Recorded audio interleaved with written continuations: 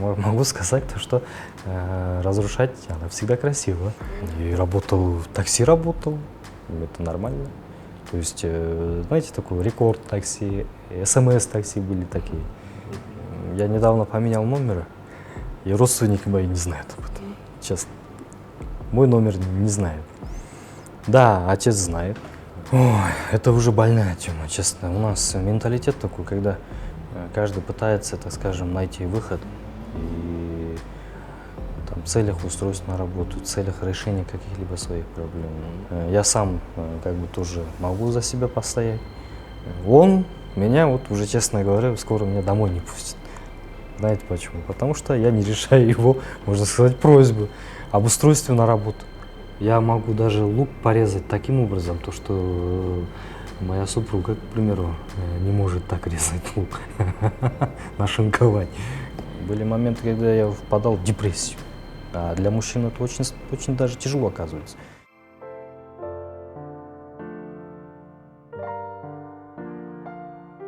Ну, если в краткости рассказать, после окончания высшего учебного заведения, это Волгоградская академия МВД России в 2011 году, я начал работать следователем в районном подразделении ГУВД города Бишкек. Кроме этого, работал в ГУВД Чуйской области и вот в системе МВД проработал более 10 лет. И так получилось, то, что у меня последняя должность была, такая тоже ответственная должность, заместитель начальника управления по расследованию особо важных дел МВД Республики. И, соответственно, мы сталкивались с такими уголовными делами, которые непосредственно были связаны с мэрией города Бишкек, со строительством, с мошенническими действиями именно строительной компании, либо отдельных лиц в сфере строительства. Кроме этого, были уголовные дела касательно освоения бюджетных денежных средств.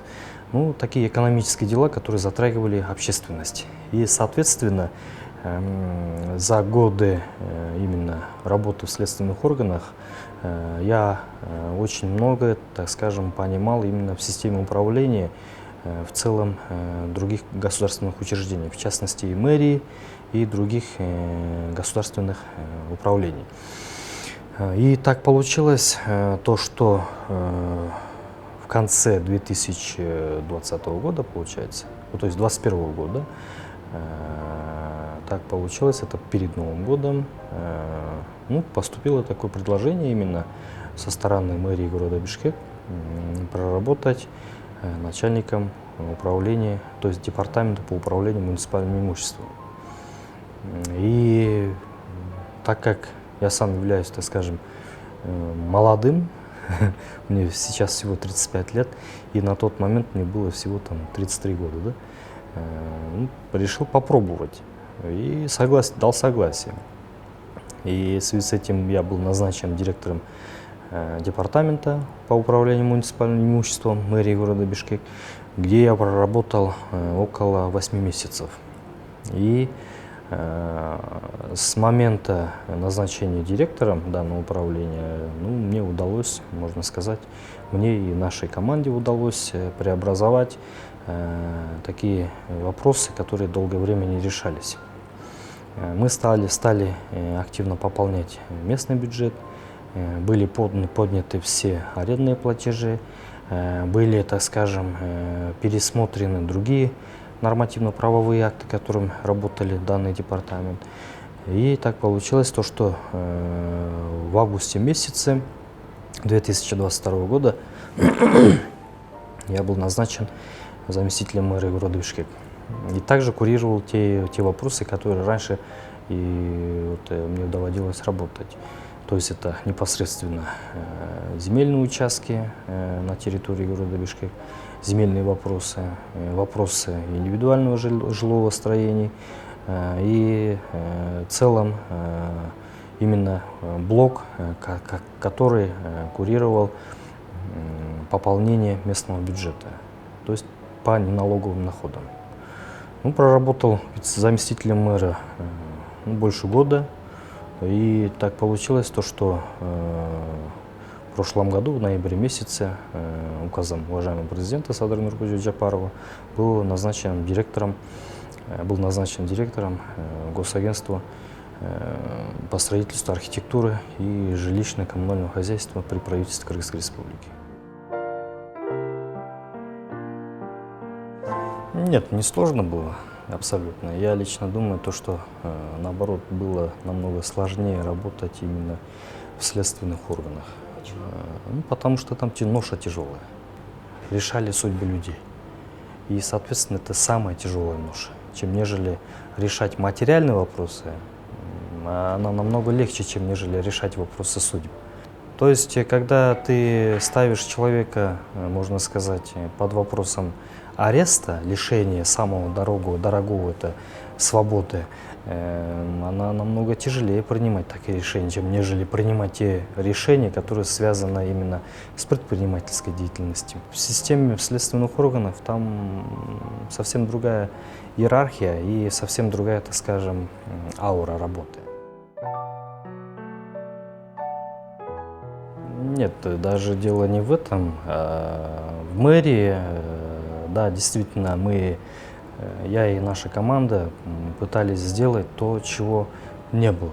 Это, то есть мы шли по такому принципу, чтобы построить новое, нужно убрать старое, понимаете?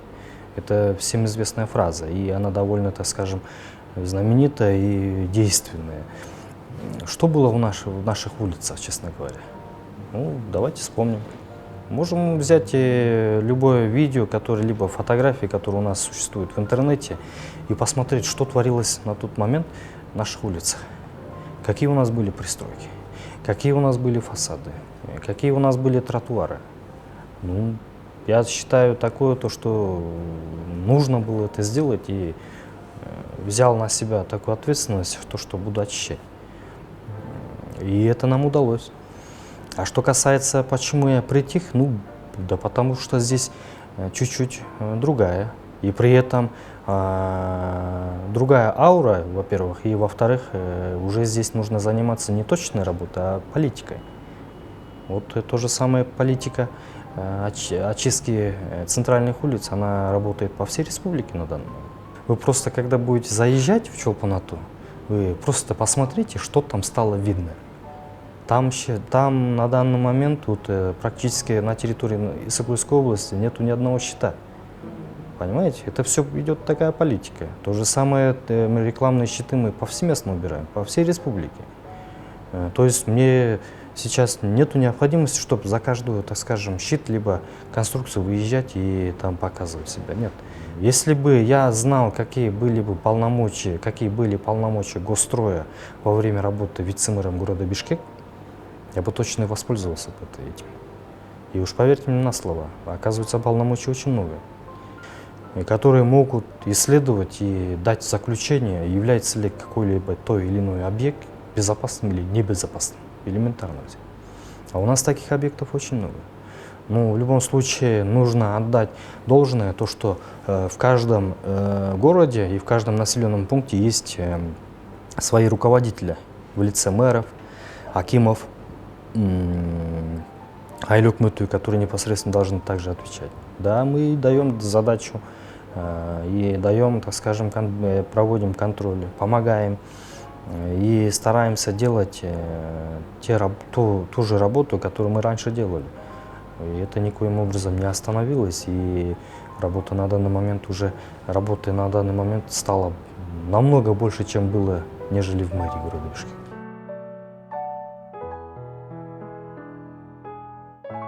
Ну, личной охраны у меня нету. Сейчас? Да, сейчас нету. А И не раньше? было.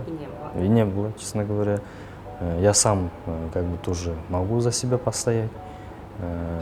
Это раз. Ну, во-вторых, таких нужд, чтобы нанимать личную охрану, у меня нету. Я всегда стараюсь жить по соображениям совести. И я думаю, если я справедливо поступаю, то люди тоже это поймут. А что касается угроз и шантаж, ну это, наверное, законы жизни, когда они должны быть. Если бы их не было бы, значит, жизнь станет неинтересной.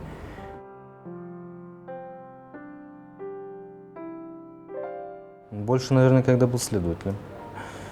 Ну, почему? Потому что, знаете, вот именно в следственных органах такое есть понятие, всегда есть две стороны. Одна из них выигрывает, одна из них проигрывает. И, соответственно, вторая сторона, проигравшая, она всегда недовольна. И, соответственно, выражает свое недовольствие путем, разными путями. Путем шантажа, путем угроз и так далее. Это как-то, если на все это обращать внимание, то, в принципе, тогда вообще не надо было бы работать, если бояться. Но я думаю, это нормально и, честно говоря, привычно. И переживать за это, и как-то раздувать эту проблему, в принципе, смысла нет. Я так считаю.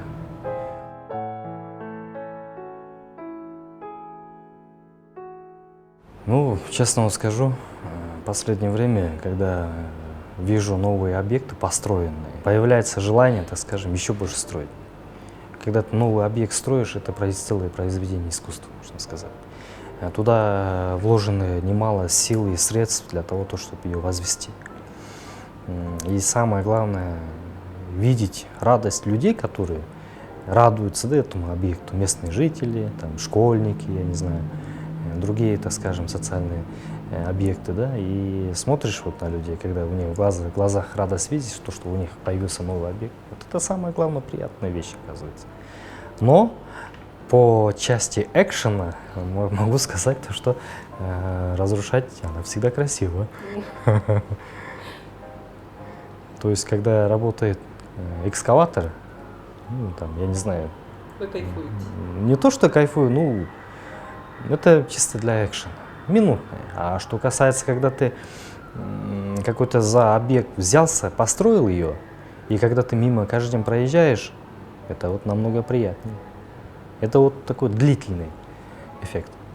Ну да. И можно сказать, можно даже в будущем, наверное, будет такая возможность, дай бог, когда я могу похвастаться перед своими детьми, внуками, то, что вот за этот объект вот я там ходил и, так скажем, занимался этим строительством. Вот это будет приятно. И чем, так скажем, больше таких объектов появляется в наших городах, селах, и видеть радость людей, это безгранично. Это много чего стоит.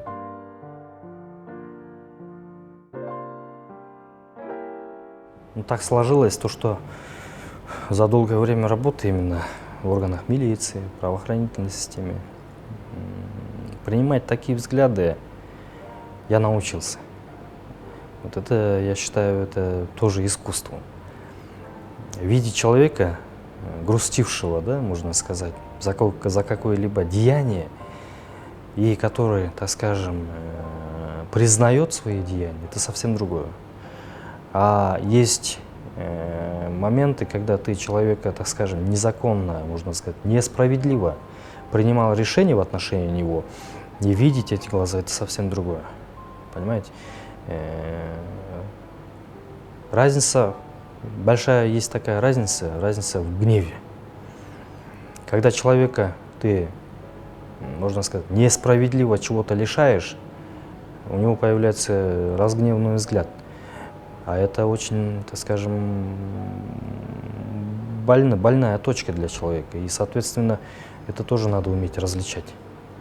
Были моменты, когда, будучи вице-мэром, когда мы выезжали для сноса каких-либо объектов, мы, наверняка вы замечали, то, что в некоторых объектах я давал команду приостановить и дать время для того, чтобы сами сносили либо убирали. В этих случаях я зачастую видел гнев. И чтобы просто человеку, так скажем, не давать повода для совершения других либо противозаконных деяний, я вот старался ловить такие моменты, чтобы не допускать, в частности, таких других более тяжелых последствий. И пытался уже как-то размягчить человека и в дальнейшем дать возможность, чтобы они поняли свою ошибку и при этом понимали то, что нужно подчиняться в первую очередь закону. И зачастую у меня это получалось, вот честно вам скажу. А что касается кыргызча айтканда көкпетчилик дегенде бар да, это уже совсем другое. Это совсем другое. Тогда уже я тоже как бы включал свой внутренние силы именно в части упорства и добивался этого. Но человек в конце, я всегда замечал то, что когда мы брали вверх именно словом закона, человек понимает то, что это законно, но все равно как бы стоит на своем. Это уже совсем другое.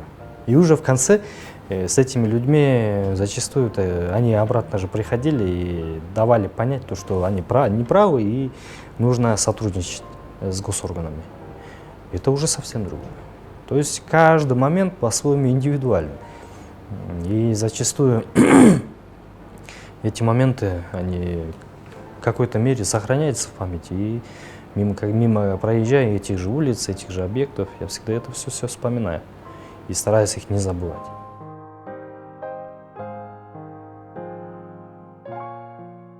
Ой, это уже больная тема, честно. У нас менталитет такой, когда каждый пытается, так скажем, найти выход и там, в целях устройства на работу, в целях решения каких-либо своих проблем. Но я могу сказать по-другому. У меня всего 2 друга. Вот. 2 друга.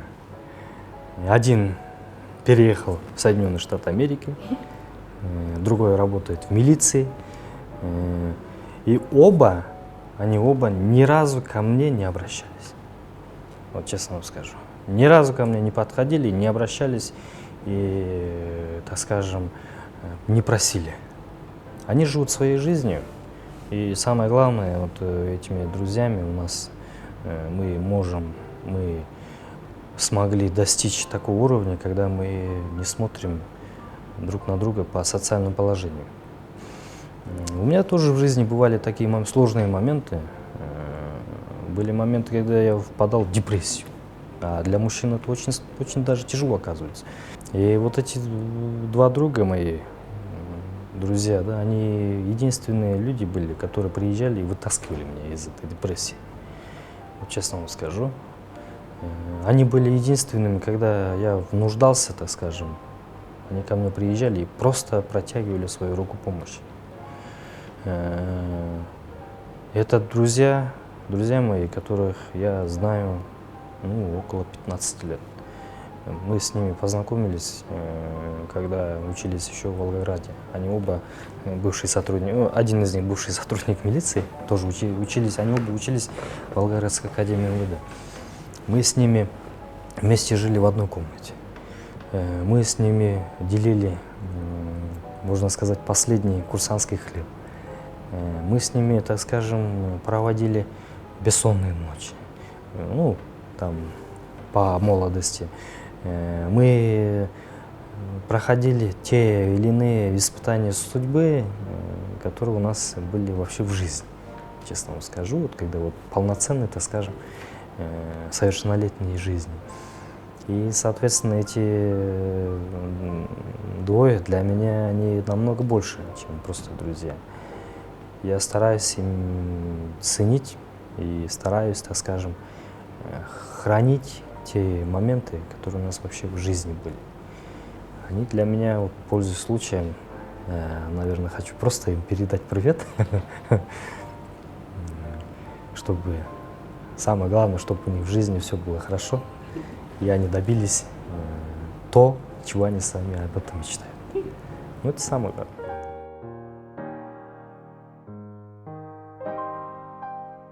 Родственников, да, больше. Но, честно вам скажу, я могу даже показать свой телефон. Я недавно поменял номер, и родственники мои не знают об этом, честно. Мой номер не знает. Да, отец знает. Есть еще один брат, может, двоюродный брат, который живет в Нарынской области. Он меня, вот уже честно говоря, скоро меня домой не пустит. Знаете почему? Потому что я не решаю его, можно сказать, просьбу об устройстве на работу. И он не просится там на какую-либо руководящую должность, он просится там, вот честно скажу, на должность там, я не знаю, чернорабочего в одной из... Я в это даже отказываю, честно вам скажу. И он меня скоро домой не пустит. Это ваш родной брат? Это двоюродный брат, с которым мы в детстве вместе выросли. А он живет в селе, в деревне.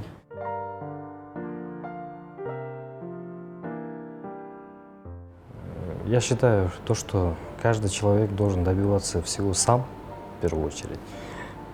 И если будет такой край, совсем когда уже некуда, ну тогда в этом случае нужно помогать. А до этого человек должен сам всего добиваться. Я открыто говорю, то, что когда я был, если в 15 или в 14 годах, когда я ходил без работы, были такие моменты в жизни, и работал, в такси работал, это нормально. То есть, знаете, такой рекорд такси, СМС такси были такие. Вот там я работал. У меня была праворукая машина, на котором я ездил. Какая? Subaru. И хорошая машина. Я на нем зарабатывал себе на жизнь. Были моменты, когда я работал, ну, я могу даже показать, как кафель кладут. Да. Честно, да. Я и кафель клал. И для меня, честно говоря, работать там, хоть какой-то работы, это вообще главное, то, что надо радоваться, то, что ты умеешь вообще работать. Один раз было, Один раз за всю жизнь. за всю жизнь было. Был такой момент в 2014 году, я остался без работы. А вы на тот момент работали где? Следователем в Соколовском РОВД. Я оттуда я уволился. В один из таких моментов был такой момент, когда я впал, можно сказать, в депрессию. Ну, то есть просто не выходил из комнаты. И уже это такие чувства, когда ты уже начинаешь себя изнутри, можно сказать, ломать. Это очень такая серьезная вещь, честно. Ну, я, конечно, пытаюсь сейчас в такие моменты не падать, но в этот момент вот, два друга мои, они только приехали, и они меня из дома вытащили. Ну, честно говоря, хотел попробовать новую жизнь. Это, я лично думаю, это то, что моя ошибка, можно сказать, которую я принимаю, и которая стала, можно сказать, уроком для моей жизни. И, наверное, это более моя личная благодарность Всевышнему за то, что у меня был такой момент в жизни, когда я понял, что нужно быть в первую очередь человеком. Я открыто скажу то, что до 2014 года я был, ну, можно совсем другим человеком. Ну, молодой, грубый, или я не знаю, там, нехороший, можно сказать. И Бог меня сделал таким образом, то, что спустил меня до самого дна и обратно дал возможность подняться. Ну, сейчас у меня таких поводов нет, у меня все хорошо сейчас, слава Богу. Семья, дети, отец, родители, можно сказать, сестренки. Все прекрасно.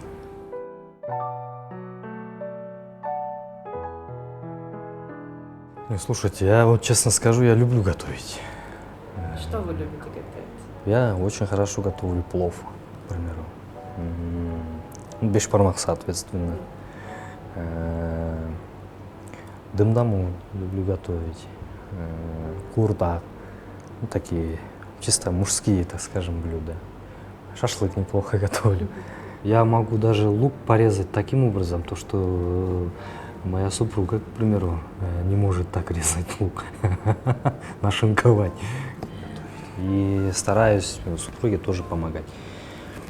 Для меня, так скажем, не тяжело там, взять после еды, там, помыть посуду, к примеру, отпылесосить квартиру, я не знаю, там, постирать. Для меня это не дикость, а наоборот, я считаю, это, можно сказать, не то что развлечением, а времяпровождением. И это, наоборот, даже очень даже хорошо. Ну, раз уж чем-то полезным для себя не занимаешься, надо заниматься полезным для дома. Я считаю, это не только женская работа. Это никоим образом. Это наоборот, это семейные дела, они должны делаться вместе и решаться вместе. И, соответственно, наоборот, это сближает к семейному очагу, чем нежели там с пультом лежать на кровати или на диване и наблюдать, кто-то что делает. А наоборот, если помогаешь, ну, это интересно. Почему бы нам не поставить себя как нацию, которая ценит семью? Нацию, которая, так скажем, ставит семейные ценности выше, чем нежели другие, так скажем, мужские ценности, да? Сугубо личные. А наоборот, этим надо гордиться, и я призываю к этому. Вот, к примеру, если не будет женского пола, что мы будем делать? Перестанем кушать, что еще как? Начнем готовить, к примеру, да? Если нас оставить в горах, еще как будем готовить. И постараемся так вкусно приготовить, то что лучше, чем, так скажем, для других. И этим никоим образом нельзя, а наоборот, надо поддерживать такие ценности и развивать.